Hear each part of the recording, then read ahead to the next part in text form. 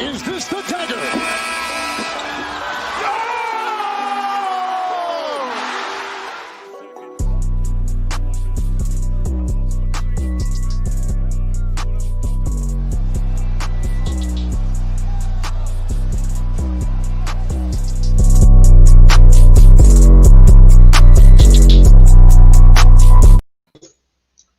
What's up, guys? Welcome to another episode of the On the Ball podcast. I'm your host, Pranav Sriraman, and today I'm joined by my co-hosts, Jeff Rainey and Thomas Stapleton. Guys, how are you doing?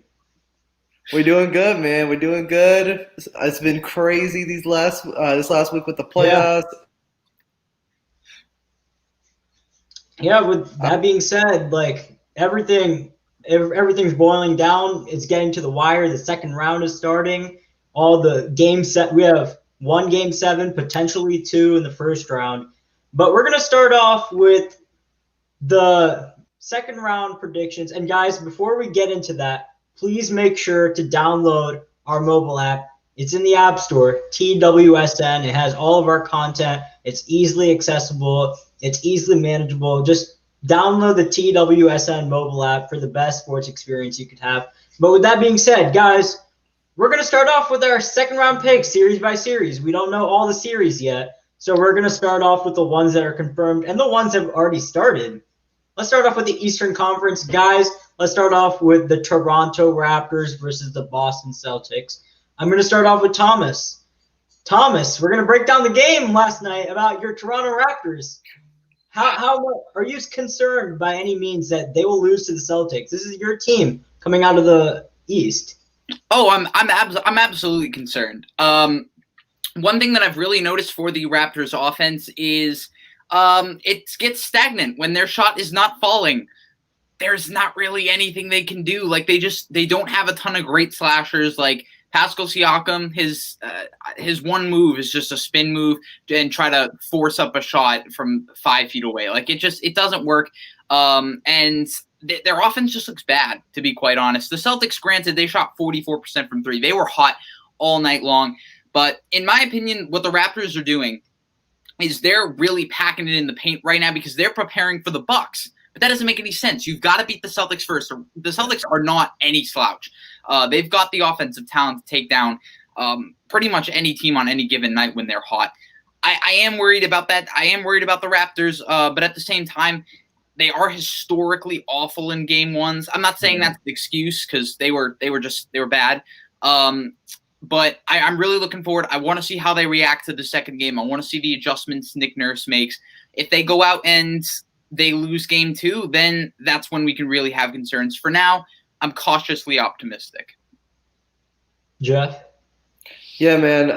I'm not at all concerned about the Raptors. I have Boston winning the series in 6. But it's going to be tough. Like, the Raptors are one of the best defensive teams in the league, and Nick Nurse is always undervalued as a coach. People just think that the Raptors got lucky last year with, like, the Warrior injuries, but they are a legitimate team, and their coach has a legitimate defensive scheme. Like, he's able to change and make adjustments very, very well. Last year with the Bucks looked like they were going to win, and then Nick Nurse made amazing adjustments to stop Giannis, to stop Chris Middleton, to stop their bigs. So I see the same thing that could happen here. It was game 1. Yes, it was a rout, but again, that's what the playoffs are for. You make adjustments. You change your defensive game. You bring up that Nick Nurse is a great coach, and obviously I think Nick Nurse right now is the best coach in the NBA outside of Greg Popovich. But couldn't we say the same thing about Brad Stevens in his own right? Isn't Brad Stevens a great coach that also gives the Celtics an advantage? He could come up with different schemes.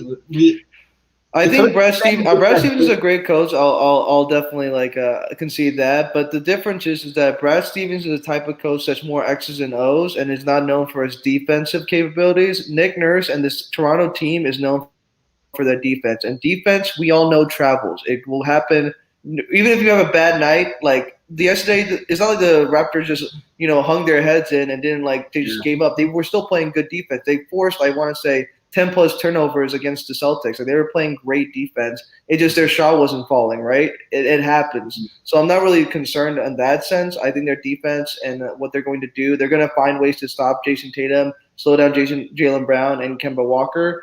The biggest worry that I have is just the matchup offensively.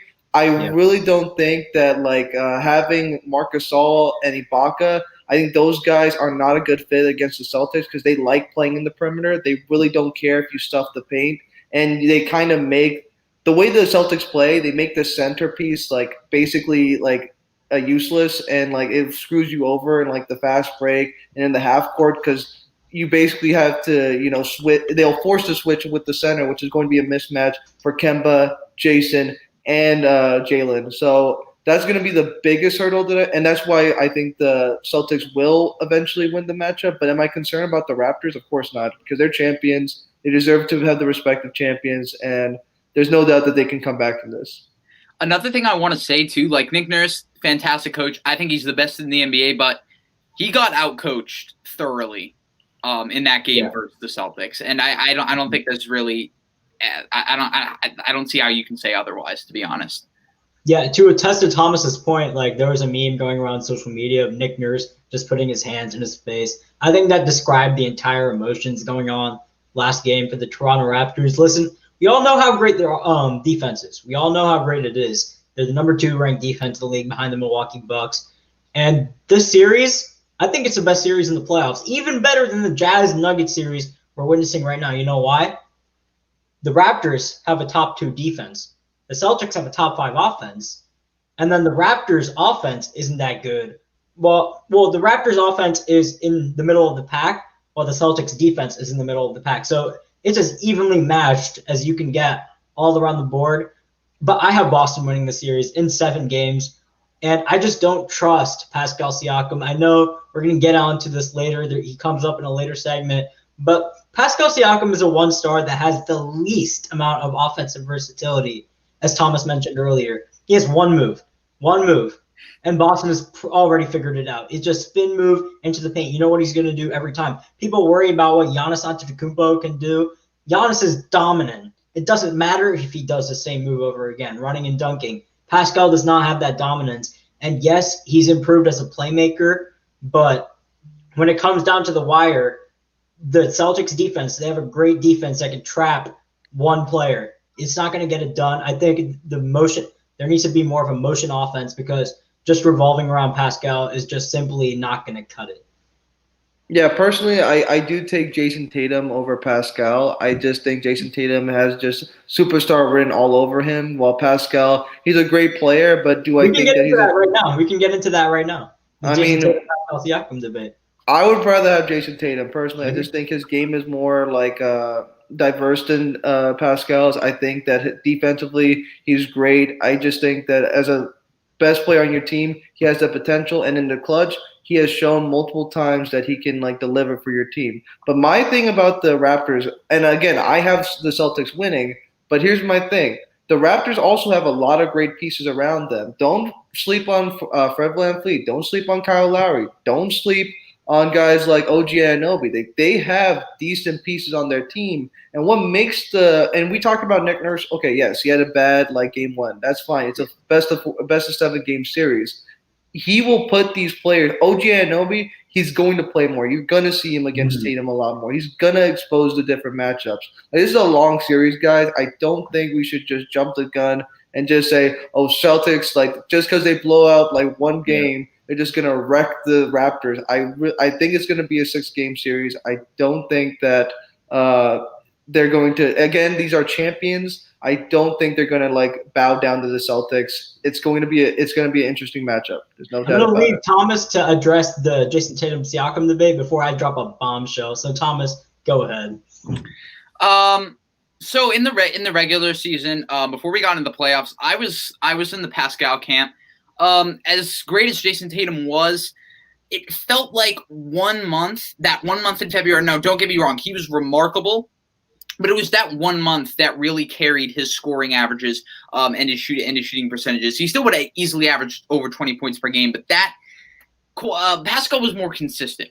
In the first 3 months of the season, I don't think it was really that close. I saw a stat that I want to say Pascal Siakam in the first 3 months was averaging 26 points per game on 40% for 3. Now those are some serious numbers.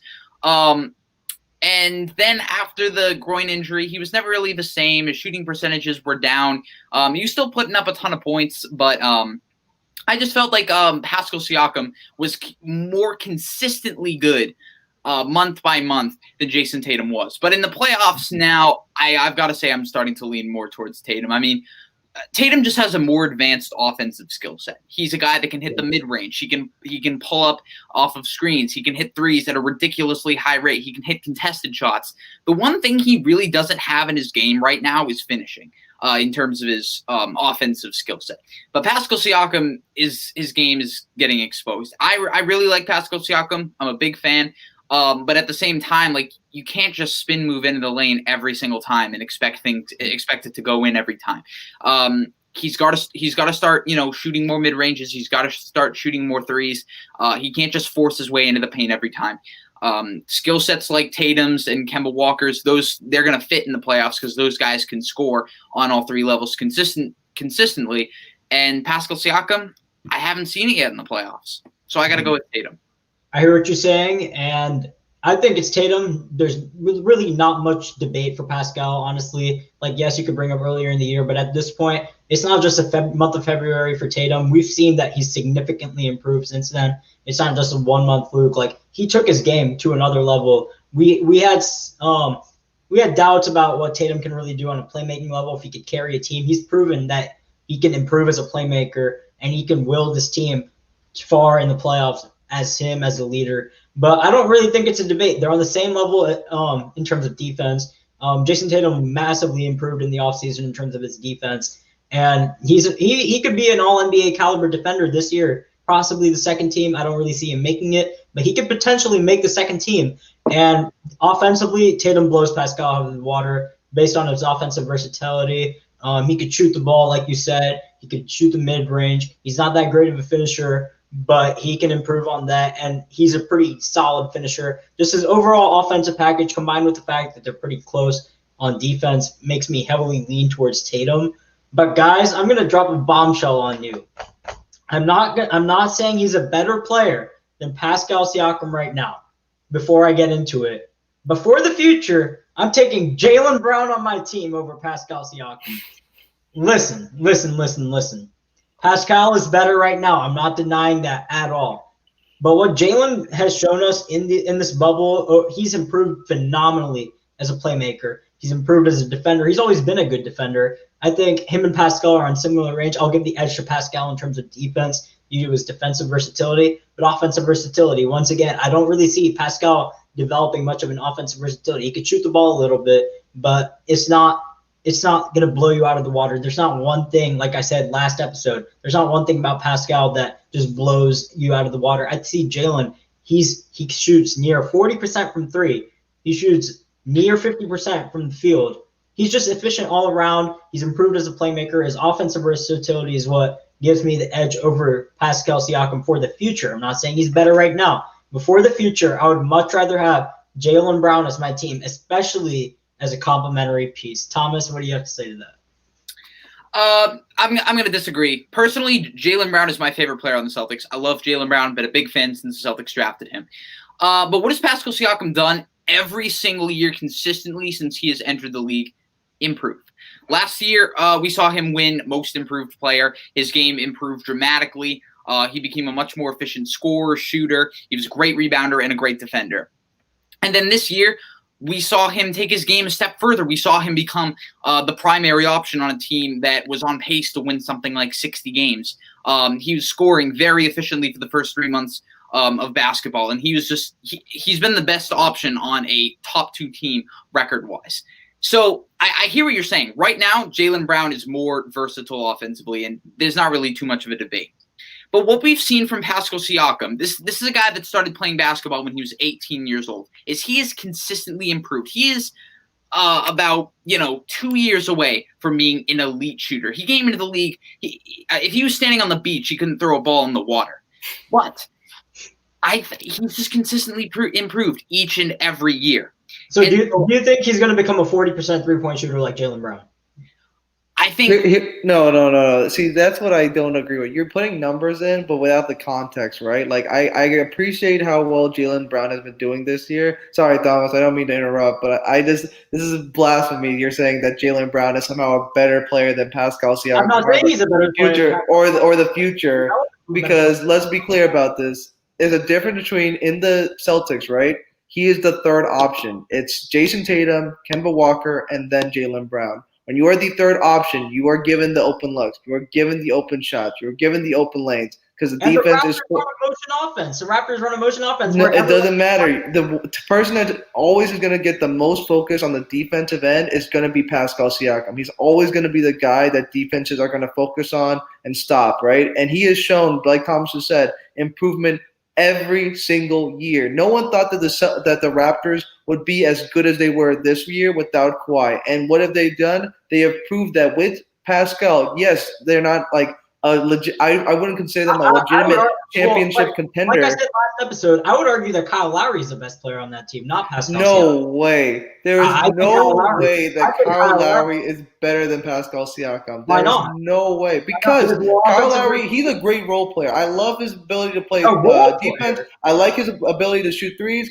But that team lives and dies with Pascal Siakam. If Pascal Siakam isn't on that team, I'm sorry, we're not talking about him as like legitimately going to the second round. Kyle Lowry is not leading that team, man. There's no question about that. Kyle Lowry's not on that team. We're not talking about them either. Kyle Lowry's more impactful. He has more offensive versatility. He's a better playmaker. And yes, Pascal's a better defender due to his size, but Kyle Lowry's also a pretty good defender on that end.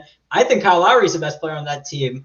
And you say we wouldn't be talking about the Raptors without Pascal. We don't talk about them if they don't have both, but we don't talk about them if they don't have Kyle Lowry either. I just think they'd be if I were to take Pascal out of that team and I would take a team without Kyle Lowry, I would take the team without Kyle Lowry because I think Pascal Siakam, personally, I just think he has a bigger impact on that team. You could argue that, yes, Kyle Lowry has a better three-point shooter. You could argue that defensively he does a lot of things like take charges and stuff. I respect that.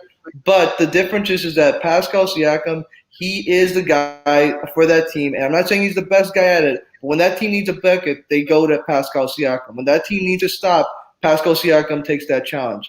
I think he's a difference maker for that team, and he is the future for the Toronto Raptors. If the Toronto Raptors want to be a future – I agree he's the future of the team. I just think Kyle Lowry is a better player right now. Thomas, what are your thoughts? Let me jump in right here.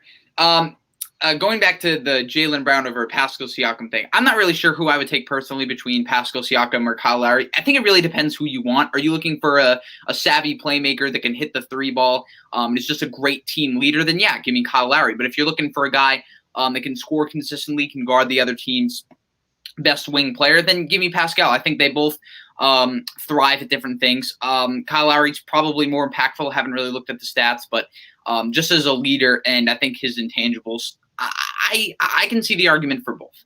But as for Jaylen Brown and Pascal Siakam, Jaylen Brown came into the league and shot 34% from three. And now, as you said, he's a 40% or a roughly 40% three-point shooter. So why can't Pascal Siakam do the same thing, especially considering how drastically he's improved since he's came into the league? I mean, we've seen how much Jaylen Brown has improved in every other thing as well, so we could use the improvement argument. But the thing is, right, like we see Jaylen Brown take a backseat too. Like that's what happened, right? Like when Kemba Walker came in. I'm not trying to diss on Jaylen Brown, but we got to give respect to players that are the top dogs on their team. I'm not going to say that Jaylen Brown, who's the third option on the team, is better than the guy who is – we could, if you want to say Kyle Lowry is the first option, fine. He's at least the second option, right? We can all agree, right? There's nobody past – you can't say he's not at least the second option, right? Pascal Siakam. Why does it matter if he's a third option? Let's take a look at the Warriors last year. Klay Thompson was a third option. He's better than any player on the Raptors this year, in my opinion. Klay Thompson. I mean, the Warriors. We're talking about the Warriors. That's like we're talking about the best team of all time. That's not like it's not comparing apples to. We're comparing apples to oranges right now. This Boston team is not the same as that Golden State Warriors team. You're talking about the best two players being Kevin Durant and like Steph Curry, two like future Hall of Famers. You could argue both of them are like top 20 of all time. So I just don't see that comparison. Most times when you compare like a third person, right, on on a great team, I would rather pick the person that has more responsibility. That's just my personal preference. That's fair. Yeah, it's tough. I see the argument for Jaylen Brown, and I think they would both improve. I think they've both drastically improved since they came into the league. I would just personally take Pascal because he also has more areas in where he can grow. Like Jaylen Brown already has a way more versatile offensive game. But Pascal Siakam doesn't. I think he's going to be able to grow in that. But he's already a better defender than Jaylen Brown is. It's pretty close, but I would say he is the better defender. He's the better defender because he's more versatile. He can guard the paint and the perimeter. Right. He's the better rebounder. Passing, I mean, they're both not that great of passers, but I really think I would take Pascal Siakam. I'm a big fan of Pascal Siakam. I think a lot of this is betting on improvement. I think that's what it really is because right now we don't know until we actually see the proof. Right, yeah, exactly. And I think like this playoffs is like a perfect example of it, right? Like I know we're going to talk about this later, but Donovan Mitchell and Jamal Murray, man, like we're seeing two superstars like right in front of us, like Luka Doncic, right? Like it happens, right? And we see this growth. So, both of these guys have bright futures. I'm not saying Jaylen Brown's going to be bad in the future. I really like what I see with Pascal Siakam. Like Toronto didn't have expectations this year, even though they were the champions. And the fact that they have played this well and they have a legitimate case on being champions this year, I got to give love to Pascal Siakam. That's just me. Yeah, well, I would disagree with both of you, but that's fine. I think we all agree that Jayson Tatum out of that mix is by far the best player and best player going forward into the future. But with that being said, guys, we have other series to get into. One that just concluded yesterday, the Dallas Mavericks and the LA Clippers. Luka Doncic had 38 points. He was absolutely sensational. Without Kristaps Porzingis, who tore his meniscus. I'm going to focus more on the Dallas Mavericks here than the Clippers because we already know what the Clippers do, how great they are, and they're potentially going to make the Western Conference Finals depending on what their matchup is going forward. But, guys, what do the Dallas Mavericks really need to elevate into a true championship contender? Because, obviously, we saw them push the Clippers to 6, but I don't really think any of us saw them necessarily beating the Clippers and winning the championship. What do they really need to become a true championship contender? Yeah, so here's my 2 cents, right? I gave the Mavericks like the highest chance out of all of us to beat the Clippers. I still thought the Clippers were going to win, but like you said, it would go to 7 games. I honestly think that if you have Porzingis like healthy and he doesn't get ejected that first game, I do think it goes 7 games. I don't think there's any doubt about it because that he makes a huge difference for them both offensively because there's a huge mismatch offensively. There's no one that can really stop Porzingis for the Clippers, and defensively, it is a really surprise that like Paul George like finally reemerges when Porzingis is out. They lost one of their only rim protectors. Their best rim protector was Boban. Exactly, and Boban is like he does his job, but he's a very old school, non-mobile like center. So it's not that hard to like go and create contact and like drive on him and everything. So yeah, I would say that for me, like I really love where the Mavericks are going, but what they need is consistency in their second best player. And what I mean by that is that health-wise, they really got to make a decision on Kristaps. Like if they think that Kristaps can't stay healthy, they got to find a way to get Luka a second star that can go and complement him. It can either, in my opinion, it could either be a big or like a scoring player. People talk about like Serge Ibaka or like Luka or Devin Booker, different pieces that he's someone that doesn't need necessarily the ball to like be effective, but someone that can just score, right? And so basically someone to take away the role of Tim Hardaway, right? Tim Hardaway does a great job. Except healthy is what you're defining. Yeah, anybody, right? Like just a second star because I think Luka Doncic will make that star a lot better, right? But he needs to be consistently like healthy. That's the concern. And I think that with the Mavericks, you gotta love your future because you have some great foundational pieces. I do like if they keep Trey Burke, I think he's a great piece. Seth Curry is a great piece. I do like Tim Hardaway Jr. I just think they have a lot of different – even Finney Smith, I like him. Like, they have just so many different – and Maxi Kleber, like, I could go on and on about their team. Like, they have a really solid team, really solid foundation. And Luka Doncic as the, conductor on that train, you just have to put him with a star that's consistent, and he's going to do amazing things. Like, the future is really bright in Dallas. Before I let Thomas chime in, let me say a couple things. I don't think you break up Luka and KP. I think the talent, the fit, their chemistry, and what you mentioned, what Dallas needs is a defensive big who can also score. Kristaps Porzingis does exactly that. The only problems with Kristaps Porzingis is he can't manage to stay healthy. But Kristaps, you have to keep in mind, he's not a guy that really relies on his athleticism like that. He's more like a Dirk Nowitzki type of player where he gets his own shot. He could block a couple of shots here and there, but he doesn't really rely on athleticism like these freaks of nature like Zion. Like Kristaps Porzingis, Jaren Jackson Jr. Did you see a big outrage when they tore their meniscus or ACL? No, but when you saw Zion, you saw the big outrage. When you saw KD, you saw the big outrage because those guys rely more on their athleticism to be successful, while Kristaps he's more of a set shooter. So I don't really see you breaking that up. You did mention Serge Ibaka. That's the one piece I think they should add in free agency, one of many pieces they could add. Serge Ibaka is exactly who they need. He's a rim protector. He's he's a high elite rim protector.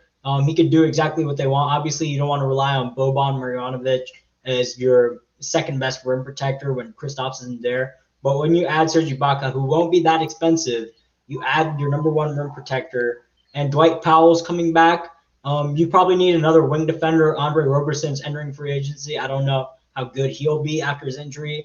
This class is pretty weak in terms of wing defenders, but you can make trade packages for guys like Drew Holiday, Robert Covington, and potentially acquire a wing defender. I think Dallas is just two pieces away from becoming an actual contender, and that is acquiring a rim protector and someone who could provide a little bit of offensive value, and then a two-way player or a wing defender.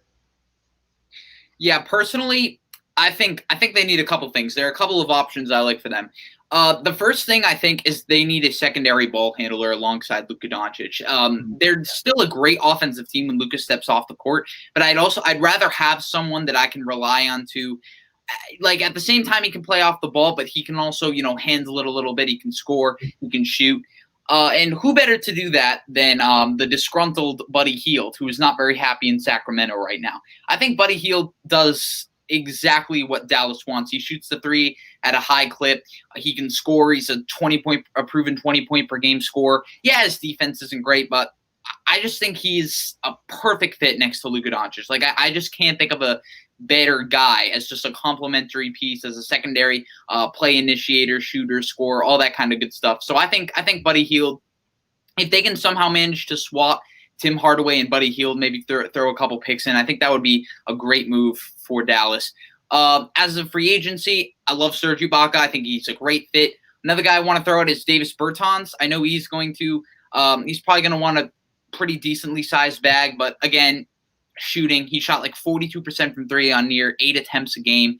The guy's just an absolute sniper from downtown and just another floor spacer, because we also want Luka Doncic to be able to attack the basket at will. He's one of the best finishers in basketball right now. So we want all that free space for him to be able to go, and because that's where he's best at. Like, his jump shot, like, he shoots like 32%, which isn't terrific, but when he's going downhill, there's not a lot of guys that can stop him with the built-up strength and the finishing ability he has. So Serge Ibaka, Davis Bertans, and Buddy Hield, those would be the three pieces that they should go after, in my opinion. I would consider that a successful offseason. I don't. Jeff, would you? I would consider acquiring. Yeah, I definitely agree with that. Honestly, though, here's my other thing about Luka. If we're talking about things for improvement, because you can always improve. We look at that step back three and we're like, oh my gosh, that's amazing, clutch. We know Luka's clutch. He's not that great of a shooter. That's one thing that he has to improve on, and that's one critique we can have for a lot of players. So I don't think that's a big deal. He's only 21, so I'm not concerned. He's going to improve on that. But another thing that he really has to improve on that I didn't really notice until this playoffs is the free throw shooting. The free throw shooting is a problem. He has to be consistent on those free throws. Like there's a reason why they're called free throws. They're free. Free points. You can't be missing your and ones. You can't be missing even for that flagrant foul. He had 4 shots to make 3 points. He missed 2 of them. So you can't do stuff like that. You got to hit those shots. It changes the game. It changes the momentum. And when you go in and you miss both your free throws or just make one, it's a win for the defense. So you can't let those situations happen if you're Luka. I know it's nitpicking, but if he is a superstar MVP level player, we're expecting these things to improve from him. He has to be at least an 80%, 80% plus like free throw shooter. Like that's just what he has to do. And in terms of just team building and everything, I also think we talk a lot about their offense, but you're right. Like we need defense. Like you can't just win a series. Like literally, like it just so happened that like the Clippers were so out of sync defensively that like Dallas was able to just score like so much. But that is not going to happen every series and every year. You have to have an ability to make a stop when you need to, and that's what happened the last few games.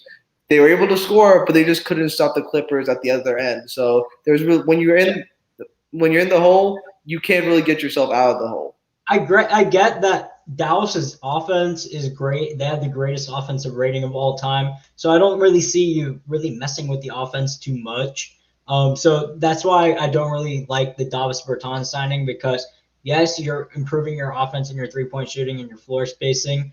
But what Dallas needs is defense. You have to create a defense around Luka, who's not a good defender. He could develop into one potentially. I don't really see it, but you have to surround that guy with good defense. And I just don't see Davis Bertans doing that. He's a negative impact on defense, and you already have a great offense. So, yeah, I think Serge Ibaka would be a great signing. Obviously, rim protection is very important. It's like the most important form of defense, and so he's one of the best in the league at it. So I think that's the most ideal signing. If there's anyone out there, it's Serge Ibaka. That's your number one priority when you enter free agency. Go sign Serge Ibaka. If you can't get him, you sign Marc Gasol. And can I just make one quick point about the Clippers? So when I first talked about it, right, about having a chance to beat the Mavericks having a chance to beat the Clippers, the one point that I'm happy that I made that I said was if playoff P happens. And guys, this is the one thing I'm very concerned with for the Clippers moving forward. Even in that closeout game, Paul George only scored 15 points. Like it was the Kawhi Leonard show all the way through this series.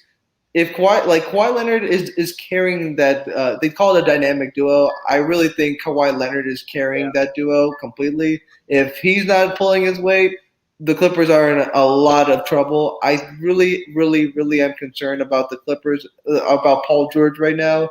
Luckily, and this is considering a team that's not great defensively, right?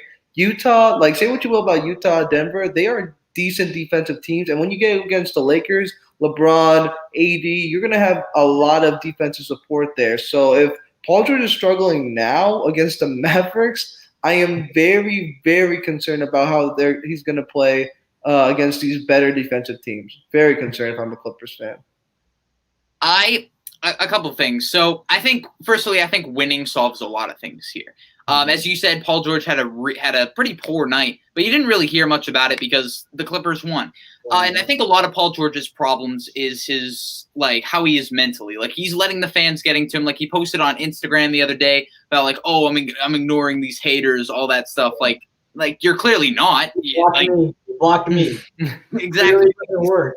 He's letting people that shouldn't have any impact on his life. No offense, Pranav. If he's not that offended, then why is he posting about it? That's exactly he just needs to stop being soft, to be quite frank. He needs to ignore these people and just focus strictly on basketball. Like he's spending way too much time on social media. That's why someone like LeBron James might be so successful. Like LeBron gets his fair share of hate, but come playoff time, he turns his social media off. He is in game mode. And I think that's what Paul George needs to do because I think at his best, this is a guy that can legitimately give you 25 points on any given night, can hit a ton of threes, and plays excellent defense. Game 5 was amazing. He was exactly. great.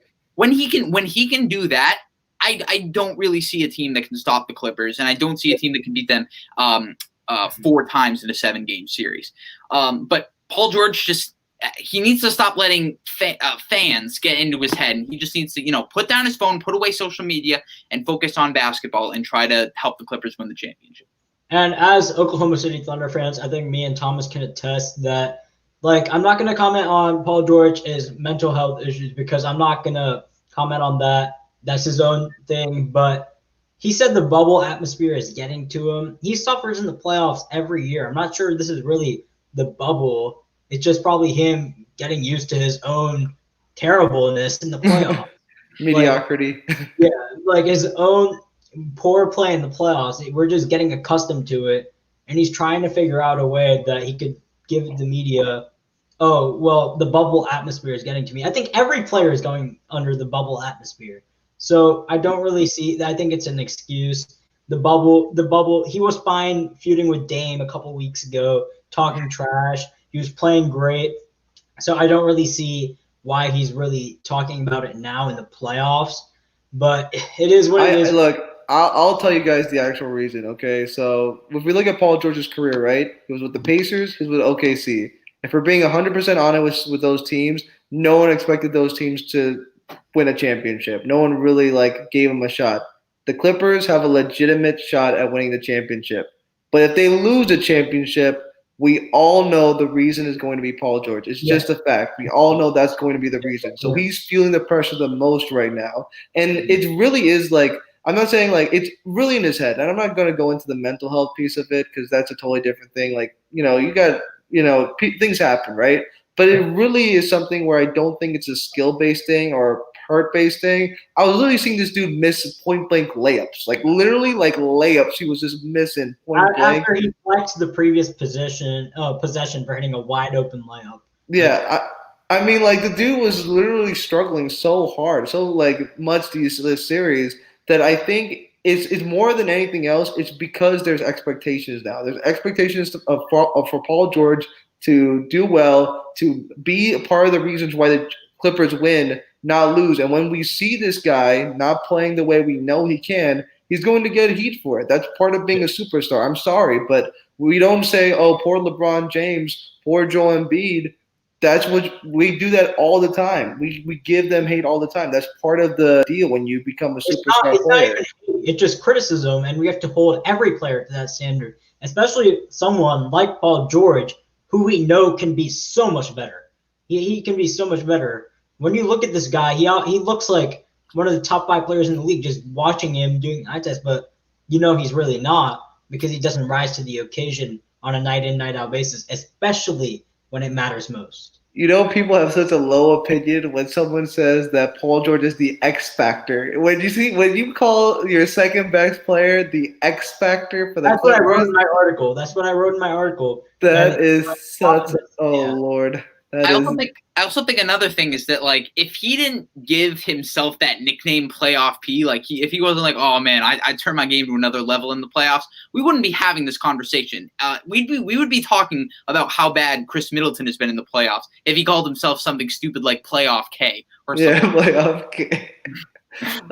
Who are in these players' heads? Spicy P. Come on, guys. You got people in your bank account. Get your editors, everything. Come up with decent nicknames. Come on, Playoff P, Spicy P. Playoff P used to be something that was good back when he was PG 24 in Indiana going at it with LeBron, but now it's just a meme all over social media.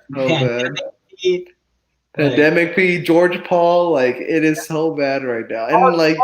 And everyone after his whole bubble atmosphere game, he scored 35. I expected him to have a good game. You know why? The dude is inconsistent. That everyone expected him to have a good game once so often. With Oklahoma City, he had a 36-point game 1. From games 1 through 4, he was excellent. And then he scored 5 points in elimination. So, I mean, it's Paul George. You see the inconsistencies. Everyone's going to hype him up. Game 1, don't be surprised if he drops an absolute dud game. I would not be surprised if he absolutely plays terrible. Denver or Utah steals game 1 because of him. But one thing I will say, though, I did also feel for the culture of the Clippers because I'll just say how it is. That Morris hit on Luka was just dirty. Both those things were the most like it was one of those things where it's just like it's like Zubac going under like Kawhi Leonard's leg, right? Like not Zubac, what's his name? Zaza. Yeah, Zaza, right? Pachulia, right? Going under Kawhi Leonard's leg. It's just such a dirty play. You're trying to hurt a guy. You're trying to take him out because he's killing you, basically, and that's the only way you feel like you can beat him. Like, there's a lot of things that I'm just really It's not just Paul George. This series did not give me ample confidence about the Clippers moving forward. I'll leave it at that.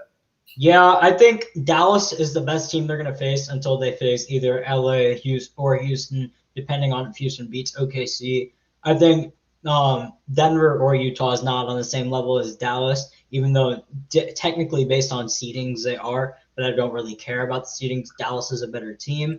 I don't know about that, man. You disagree. You disagree about Dallas being better. With Kristaps Porzingis healthy. With Porzingis healthy, you don't think they're a better team than Denver? But the thing is that they weren't he wasn't healthy. So with everyone healthy, right? Here's what it is. I think that, and we're gonna go discuss this, but I've been blown away by Donovan Mitchell and Jamal Murray, man. Like, legitimately, I think Jamal Murray is hitting it at a clip of like what it was called, like 50% from three, something ridiculous like that. Like, he is just killing it right now. Like, there's no denying that. Both teams are surprisingly like have decent depth. Like, for obviously, I think the Denver Nuggets have a lot more depth than the Jazz. But Jazz have Jordan Clarkson, they have Joe Ingles, Mike Conley, decent players, right? That can definitely like support the offense. And Denver, we're talking about Jokic, we're talking about Murray, we're talking about Michael Porter Jr. when he's going great. We're talking about Gary Harris. We're talking about Torrey Craig. We just have so many different players that you could just put into different situations that could impact the game. I really like both of those teams against the Clippers. Yeah. And one thing I will say too, they'll play really good defense. They're not just going to give people an open lane to the rim. I'm telling you that. Denver is not good at defense at all. Denver is the worst ranked defense in the playoffs right now. Hey, I'm telling you, I do not trust that Dallas defense. I think that they have a legitimate big and Plumlee and Jokic. Denver's defense, though. I do. I like what they have. I think Mike Malone's coaching. Bringing back Gary Harris is good. Bringing back Gary Harris, potentially you might get Will Barton. That improves your defense, but they're still statistically the worst defense in the bubble. And even if you think Dallas has a worse defense, the Denver defense is pretty bad.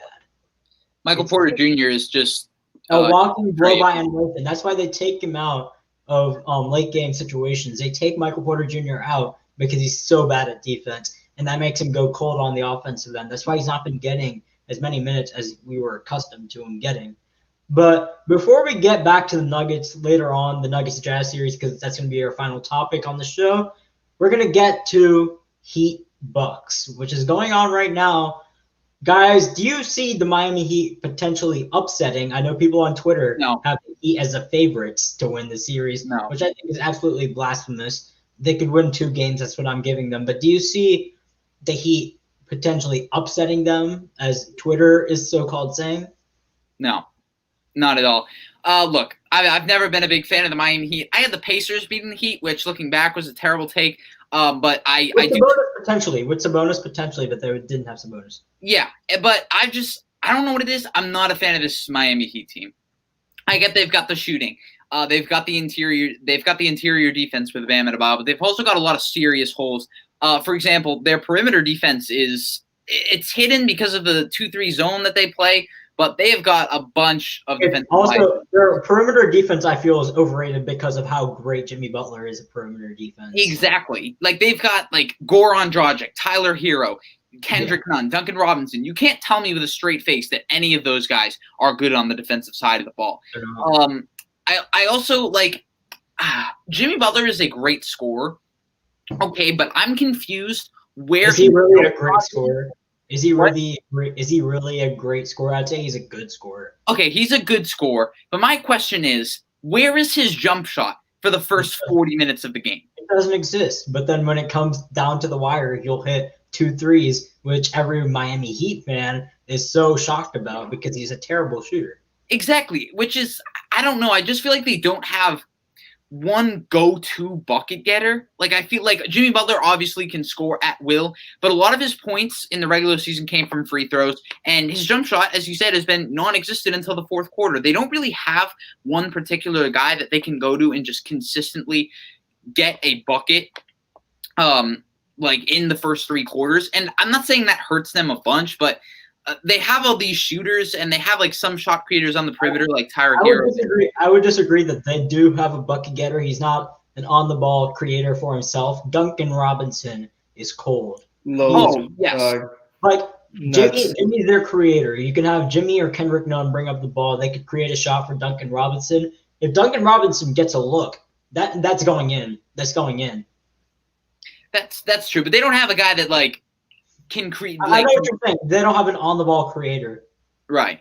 That's kind of what I'm getting at. Or someone that's necessarily great off the ball, like movement-wise. So that's true. I don't know what it is. I'm not a believer in this Miami Heat team. I don't think they're going to beat the Bucks. I feel like I know I have the Raptors making the final, so I know I'm probably a big example of this. But like, are we really sleeping on the Bucks? I understand like Toronto beating them, like at least like I have the evidence to back that up, and I'm sure people do for who have the Heat winning have that too. But at the same time, like this is a team that like is historically good, historically good, and I really don't understand why some people are sleeping on them, to be honest. Look, Thomas Pranav, I know you guys really, and I'm the Florida boy, so I gotta go represent Miami a little bit. Look, I obviously there's a reason why the Bucks should be the favorite. They've had an amazing season. Giannis is an MVP caliber player, defensive player of the year. Like they have the pieces, right? But the thing is that we've seen this story before about Milwaukee being stopped in the playoffs. You put a defensive scheme in it, even with Orlando, right? That first game. What did Orlando do, right? You clog the paint, you force Chris Middleton and the other guys to beat you. And what happened? Chris Middleton scored a whopping 2 points in a playoff game. Like, could that happen again? I don't think he's going to score another 2 points, obviously. But you could, when you put Jimmy Butler on Chris Middleton, that's a tough matchup for Chris Middleton. If you put Bam Adebayo with Giannis and you clog the paint to make sure you don't get – it's not going to be tough for Giannis at all. You need more bodies at Giannis. I'm not saying that you're going to ever stop it. Let's be clear. You're never going to stop a guy like Giannis. Giannis, for the Magic, right? He still scored 30 points on us. I'm not saying you stop him, but you don't give him the easy looks, right? You're not going to give him the open dunks, right? Make it difficult. You force him into turn. You force the other guys to beat you, right? And that's going to be the biggest key for this Milwaukee team moving forward. Miami is not going to just let Brook Lopez, Ersan Ilyasova, Chris Middleton, these guys just to get open looks and just to go off, right? They're not going to let that happen. Eric Spoelstra is a smarter coach than that. They're going to let Giannis get his, but force these other guys to make plays for their team. And that's why I think Miami has a chance, because if you look across the board offensively, they have shooters, man. Like Duncan Robinson, that dude is the truth from three-point land, bro. He can shoot it from anywhere. Just give him an open look. It's a 50-50 shot. It's going in. Whether it's contested, whatever. He gets it off. It's a good shot. It's going in. Goran Dragic is a veteran. He plays very well. They got decent guys with Butler. They have Tyler Hero that's unafraid of them any moment. He can play well offensively. This team is just very well coached. They play hard. And I just think that in terms of a test for Milwaukee, right, this is going to be the test that shows, can Milwaukee be stopped by a system, right? This is going to be a big test for that, because right now it was clear that all the teams that they beat, right, the Celtics last year were a mess. Detroit was a mess. Any team that they've played so far in the playoffs, even Orlando this year, it's Orlando. I'm not going to say we're amazing and we have Vucevic and nobody else, right? They haven't been a team that is able to go and create a system and effectively beat them. So I don't think that – I still think the Bucks will win, but it's going to be a huge challenge for them, and it's going to be a huge test for them as championship. I agree. It's going to be a challenge, and I know people are going to come into my DMs, troll me after the game if Miami potentially wins, which they're up right now, saying oh my God, you said the Bucks are winning the series. No, I gave the Heat 2 games. It's going to be a tough 6 to 7 game series, and I had the Bucks winning, but I don't really see that because they're going to stop Giannis. I think Miami, unlike Toronto last year, they're not going to stop Giannis. They're going to contain every other guy because we've seen Giannis absolutely destroy Bam in the bubble before. I think Miami just doesn't have the size Toronto does, the rim protection Toronto does. Bam is a great defender, but they don't have a collection of talent at that size like Toronto does. Toronto had Serge Ibaka, Pascal Siakam, Marc Gasol, and they had Kawhi Leonard who could funnel him. Miami doesn't have that type of system. Instead, I see them more so making it difficult on the other guys, forcing Giannis to kind of beat them and then just outscoring Giannis with their shooting. But I don't really see them stopping Giannis necessarily. One thing that I would argue, though, Pranav, is that this team isn't afraid of the Bucks. They've beaten them multiple times this season, and even in the bubble, right? You talk about a game in the bubble. They were up by 24 points, and then Bam got into foul trouble, and the Bucks clawed their way back, right? Like this team, even with Bam getting into foul trouble, that's when he was guarding Giannis. Giannis is that type of player. No, I'm not arguing that, but I'm saying, right, like this team has shown like its ability to stay with the Bucks. They're not going to be – this is not going to be like the regular season where the Bucks just beat teams by 20, 30 points, right? Like that's what they've been doing to teams, right? They're going to make it close. They're going to make it tough, and they're going to force guys like Chris Middleton and Giannis to hit clutch shots at the end. Do I think that they're going to hit those shots? I do, but we have to see it. We have to see it, and I really think – that if Chris Middleton, right, if potentially, right, they lose the series, or if they lose the series, I'll just put it at that. I don't think Giannis stays. I don't think that I think this is as good as Milwaukee can go. I don't see Giannis staying if they don't win a championship before his contract's up. If he makes the finals, then he'll probably stay. But if they lose right now, he's out of there. It depends on what roster they make in the meantime. But if they don't even make it, he's gone. He's gone. Yeah, I personally am a big – I don't think Giannis is going to stay. I think that personally, I think Giannis even has to look – even if they were to make the finals or win it next year, I don't think they're going to win it this year. But if they were to win it next year, I don't know – I still don't know if I'm staying. If I'm Giannis, I'm looking at this roster like they're not in a great position to add pieces. They're – pretty old. Like Eric Bledsoe and Chris Middleton are getting up there. And outside of that, like Brook Lopez is getting up there. And then the rest of their guys either aren't that good or are getting older. So I really don't see the Heat beating the Bucks. I'll give them 6 games. I think it will be tough. I don't really put too much stock in regular season games. I mean, last year, the Detroit Pistons, I want to say, swept the Toronto Raptors in their regular season series, and then they were the 8th seed. I don't really put too much stock in the regular season games. The Bucks are they were the best team in basketball all season long, and while I think it's going to be a lot tougher for them in the bubble, and especially as they get to the conference finals and the finals, it's going to be even more difficult for them. I don't see to address a comment. Yeah, all these games are going to have small margins of victory. There might be, like the Toronto series we saw last year, there might be 1 or 2 rare games where it's going to be a complete blowout from either side. But for the most part, this is going to be a close series all the way through.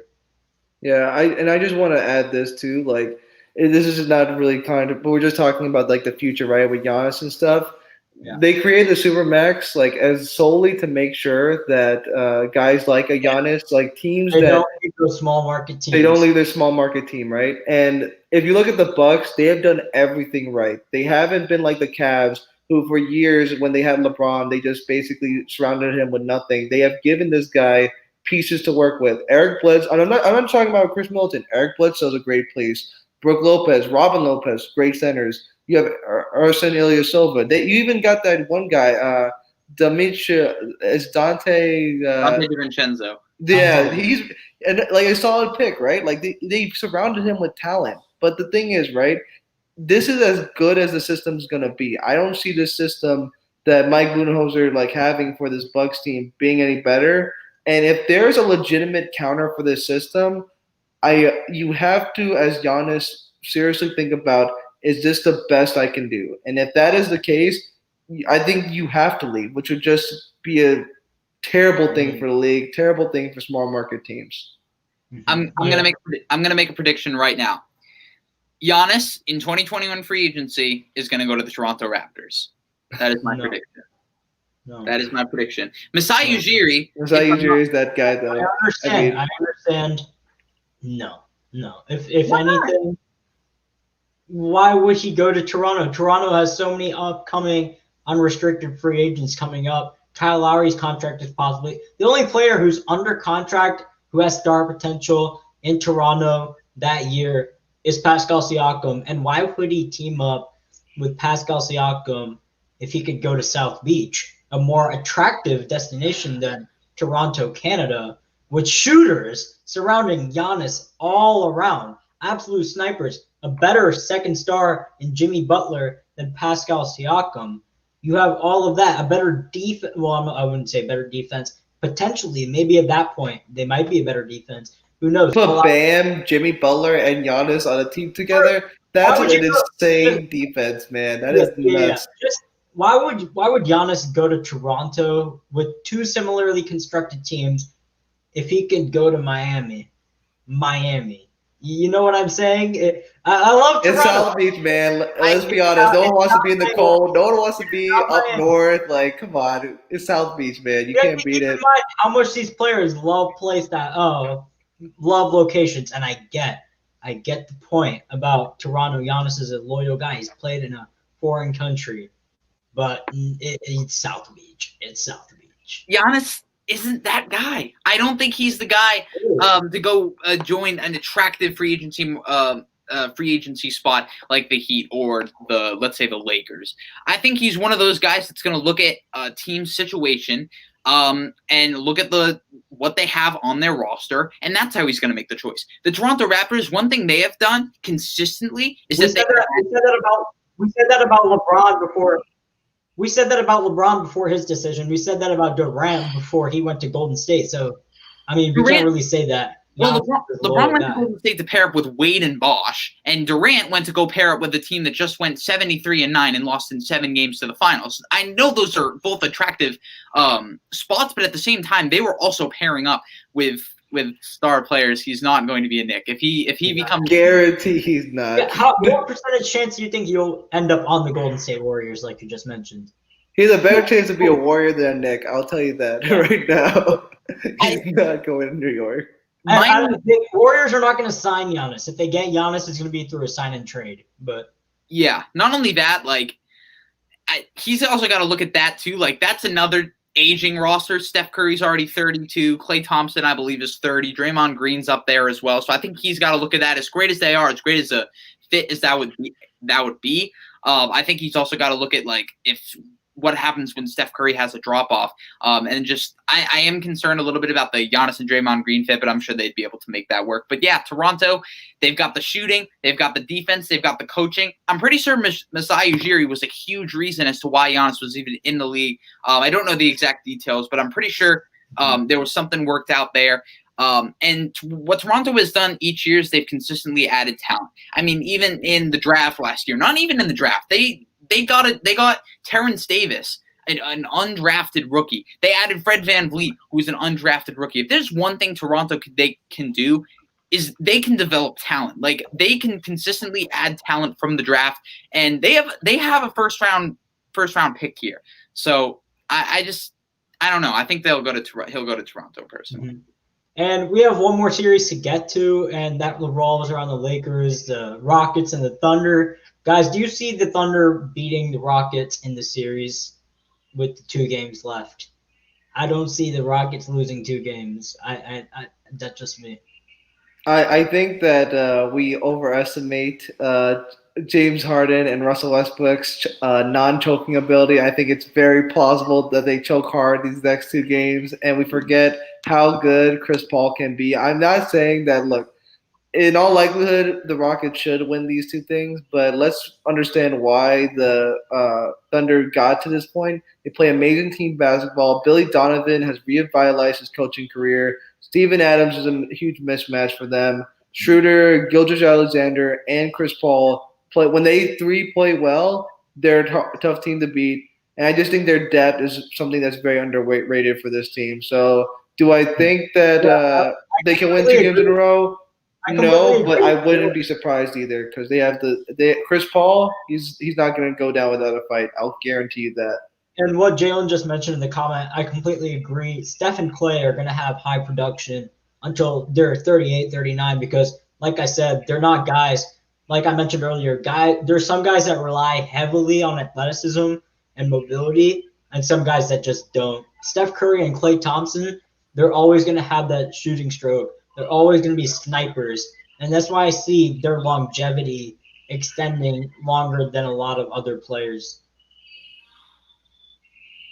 Yeah, I can see it. But Thomas, what are you gonna say? What chance would you give OKC? I'd probably give them about a 30% chance, just because Russell Westbrook is back. I disagree. I disagree that he's bad, but Russell Westbrook is not bad. I just truly don't believe he makes them better. He can make them more dynamic, but I don't think he truly makes them a better team. What did he shoot the other night? Like 3 for 13? Like he's a little rusty. I think that the Thunder are going to pull this out, but then again, I'm super biased. So I'll try to go a little unbiased. The Rockets have to win one game. The Thunder have to win 2. And the Rockets have the momentum. So I would not be surprised at all if the Rockets win. I think like what Jeff said is wrong about James Harden. I understand the Russell Westbrook point. People overrate how much James Harden chokes. He's not as big of a choker as people actually make him out to be. And I don't think he loses back-to-back games, especially with the second star back in the rotation. And facing a team like the Oklahoma City Thunder, I understand that they have a good perimeter defense. Lou Dort has been great until last game. But Houston's offense, combined with the fact that OKC's offense is just non-existent, leaves me to believe that Houston is going to walk away with this series and face the Los Angeles Lakers in the second round. Look, in a Game 7, I am sorry, I don't trust James Harden. He hasn't proved. But they could. Well, I'll say it like this: OKC can force one more game. I think they can force like a game against them, and when it's Game 7, it's a 50-50 shot. It's a 50-50 shot between OKC and the Thunder, because I've seen this man against the Warriors when Chris Paul went out just lay bricks after bricks after bricks in that Game 7 2 to go. 3 of 17 in the closeout game from 3. Yeah, I understand. There was that, and then last year when I want to say, was it KD that got out, or it was KD, right? And Chris Paul and James Harden was there, and they couldn't score in like the last 5 minutes. They couldn't produce any offense. They were just Steph Curry. Just pathetic. And for me, right, like it's just one of those things where I'm not saying that Harden is like a bad player or something, but he's not like a Dame. He's not like a Luka where I just can say yes. He's even better. I think he's even better. He's better than Dame in the playoffs. I don't think so. Dame Dollar in the playoffs, that's a different man, dude. He has said goodbye to a lot of people, man. You have this confirmation bias of Dame in the playoffs, which I understand. He's not as great of a playoff performer as you think he is. There was 2 meaningful series in his career, that makes Dame look like such a glorified playoff performer. And those are the 2 series he had a buzzer beater in. Outside of that, he's very inefficient in the playoffs. He's very inconsistent. And when going up against a depleted Golden State Warriors team, he couldn't create any offense in the fourth quarter. And he was shooting about 20% from three-point line, completely getting outplayed by Stephen Curry with no Kevin Durant. So Damian Lillard. So do you think the game is over? Like Game 6, it's done? Is that your prediction? As a Thunder fan, I hate to say it. Yeah, I think the Rockets take it tonight. I think they do. I really do. I say that my prediction, it goes to Game 7. I just don't think Chris Paul and Steven Adams and Shai Gilgeous-Alexander are just gonna like let the season go. I think it's gonna be a dogfight. I had them 7 before the series until I saw how non-existent OKC's offense is. They can come back. Speaking of dogfights, the Heat are currently beating the Bucks 99-96 with less than 5 minutes left to go. What Jalen said. Damian Lillard in the playoffs.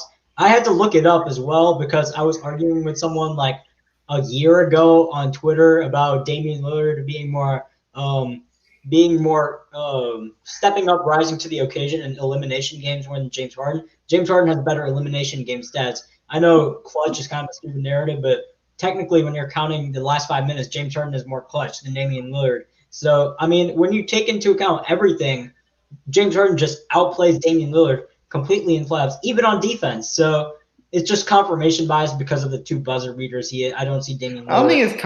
I would just argue it's not confirmation bias. You just see this man like day in and day out. Sure, you could put the numbers of 24 versus 28 of Dame Lillard versus James Harden, but it's not like this dude isn't like scoring like 50 points a game. And let's be clear, right? We were very concerned about the Portland Trail Blazers being an 8 seed against the Lakers. They really shouldn't have had a chance. They really shouldn't have. But we give him a chance because we know what Dame Lillard can do. We know his potential out there. People over-exaggerated after 1 week and called Damian Lillard better than Steph Curry, which is absolutely ludicrous. Well, that's asinine. That's obviously asinine. I would take Luka Doncic over Damian Lillard for my team personally, but because Damian Lillard was in playoff mode in the regular season, no other team was having that type of urgency, and he was playing pretty poor competition. Memphis, New Orleans. I mean, you have to take into account the situations at hand. I just don't see that wasn't even a playoff atmosphere. Every other team was going easier while Dame was putting the pedal to the metal. So I just last year Dame went to the Western Conference Finals. Yeah, correct? and he was awful. He was No. I just want to know, right? So like all I'm saying, right, is that I think James Harden, he may have been to the conference finals like twice, and he went to the finals with the Thunder, but he wasn't the main piece, and he had a terrible finals with the Thunder. As a first option, he's had way more success, and he's played better than Dame. But we have to move on to our final topic. Guys, Denver versus Utah Game 7. Who do you have? I have Denver winning this one, and it's going to be another Jamal Murray, Donovan Mitchell show. Jeff, I'm going to start with you. Of course, we're always going to disagree, I guess, this show, Pranav. I actually have Utah winning this game. I have been shocked with how well Utah has been playing. I think defensively, there's a very clear thing they have to do. Just double Jamal Murray and take your chances with everybody else. Because I think they've been doing that. I think that the Nuggets have been putting defense on Donovan Mitchell, but the dude is still scoring buckets. Mike Conley, we haven't seen him the entire year, and now he decides to show up. I've been very happy to see this series, and I got to give props where props is due. I didn't think Utah was going to do great. I said that they probably were going to lose in 4 or 5 games. So mad respect to Utah for pushing it this far. But Donovan Mitchell, man, he is just that guy who just has so many different things in the bag offensively. Defensively, he's not a slouch. He will guard Jamal Murray on those plays. I disagree. I think he's very overrated defensively. Don't get me wrong, he's not a great defender, but he's not afraid of taking the challenge, which I like to see from your best player. I like to see him. He's not going to be like. But go ahead. You think Rudy Gobert is a better player than? I think Rudy Gobert is a better player. I don't. It's in this series, man. I really series, don't. Absolutely, Donovan Mitchell's been playing better, but one series doesn't determine who's better. I think. Yeah, sure. And I agree with that. I agree with that. Because I think everyone can agree with this. People are more attracted to the offensive value of the game. It's just what it is. Sure. It's more eye appealing, but you have to consider what Rudy Gobert brings on the defensive end. Basketball is offense and defense, and Rudy Gobert is a top 3, possibly top 2 defender in the NBA. So, but I think it works hand in hand, though. I wouldn't say it's if Rudy Gobert is better, because here's the thing, right? Rudy Gobert plays very well on the defensive end. I get that.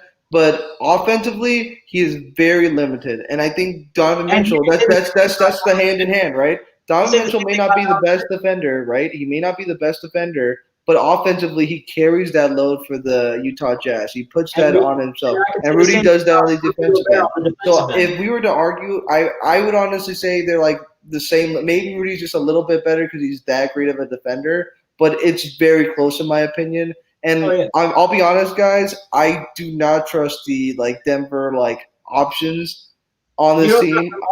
I don't. I like Jamal Murray. I like Nikola Jokic. But Jeremy Grant, a big reason why they won last game was because Jeremy Grant just exploded for 18 points. He hit his shots. He did very well. In a game 7, it really just comes down to your star players making big plays. Jamal Murray has been great, and he did that last year with San Antonio. I'm not denying that, but I just think this is going to be a statement game for Donovan Mitchell. I think this is his coming out party to show, hey guys, this is my game now. I'm one of the top 10 players in the league. I'm ready to show like what I am. Same thing with Rudy Gobert. Utah's been slept on completely. I really like Utah in this series. We don't believe he's top 10, but he believes that. So. Yeah, for sure. And I think this is the time to show it. It's like, okay, you really think that you can be one of these people? Prove it. And I think he's going to rise to the occasion, personally. It'll be a tough fight all game long. I think that it's going to be back and forth. I think it's going to be one of the best game sevens in recent memory, just because it's going to be back and forth all night long.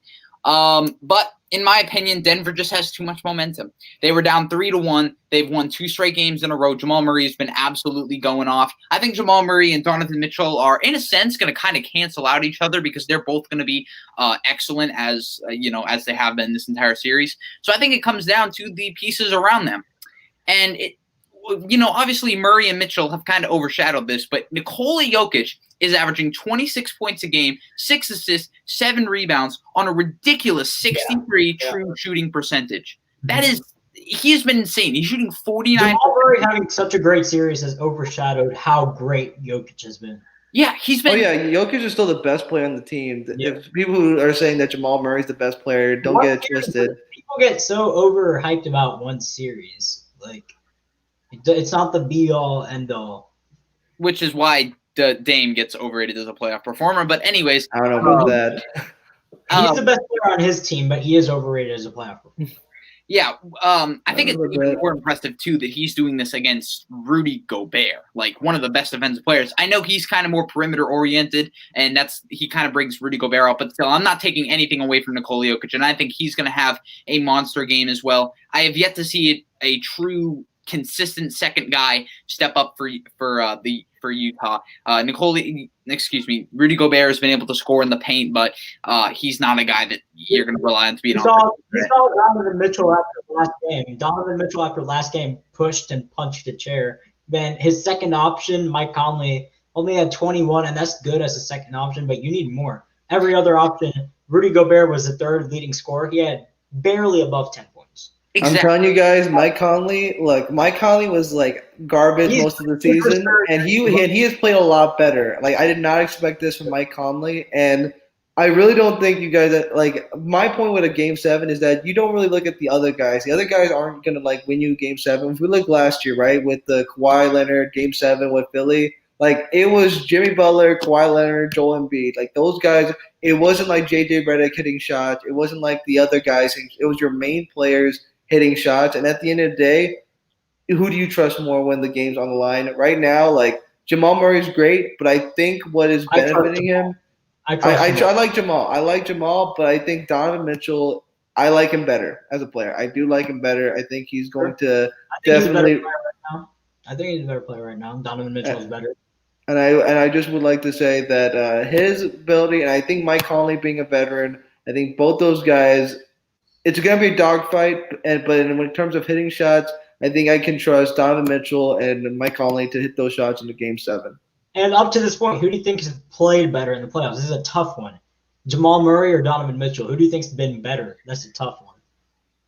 I'll say Jamal Murray, man, because offensively, right, you could argue that Jokic should be the number 1 option, but Jamal Murray, when push comes to shove, he just goes off, and he's been leading the charge every fourth quarter when they've been winning. He's so damn efficient.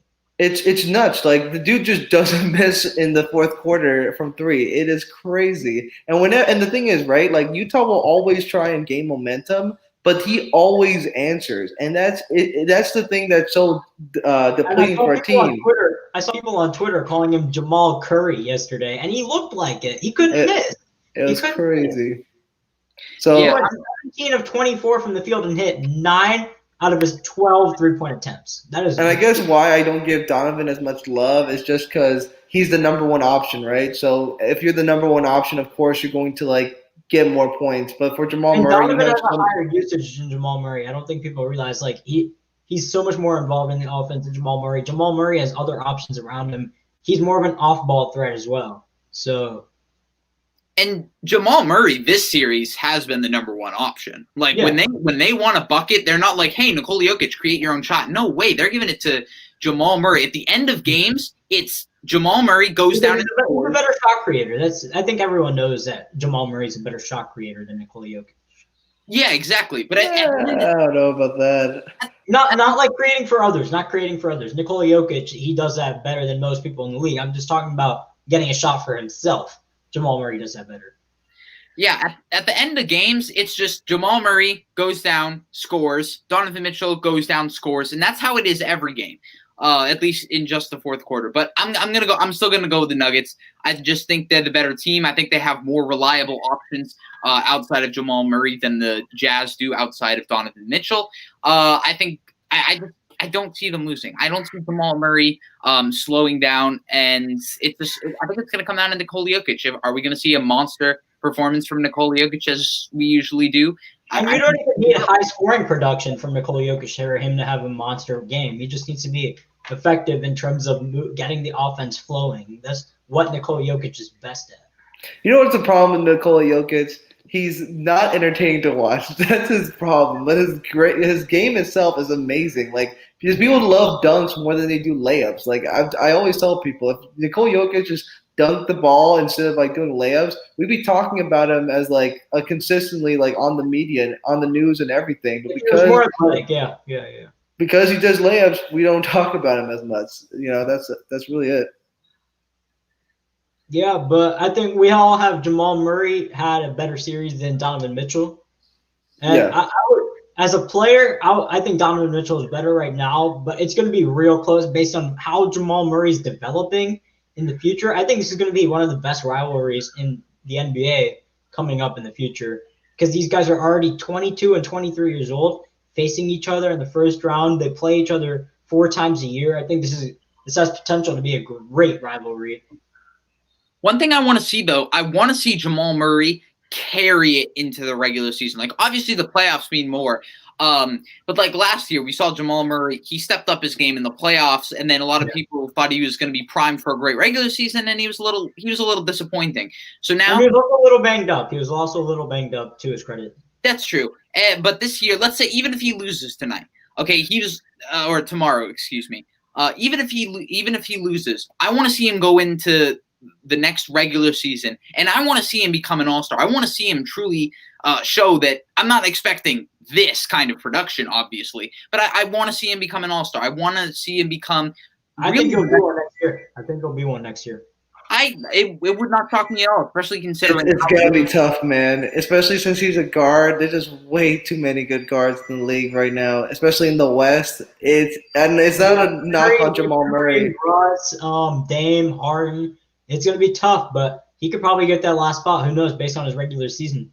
There's also Booker. Like, I'm just saying, man, there's a lot of great guards in the league right now. It's very, very tough. Mm-hmm. He's better than David. He's better than David Allen. Nah, don't not at all. But yeah, Miami is looking like they're about to take this game 1. We'll touch on that next episode. I think it'll be 2 games into this series. But this is going to conclude this episode. This was really fun, guys. It was entertaining. We had a lot to talk about. Make sure you guys join us next time on the Right Way Sports Network YouTube. Please make sure to go download our app, subscribe to our channel, follow our Twitter, and follow our Instagram at TWSN for a chance to win a copy of Madden 21. Peace.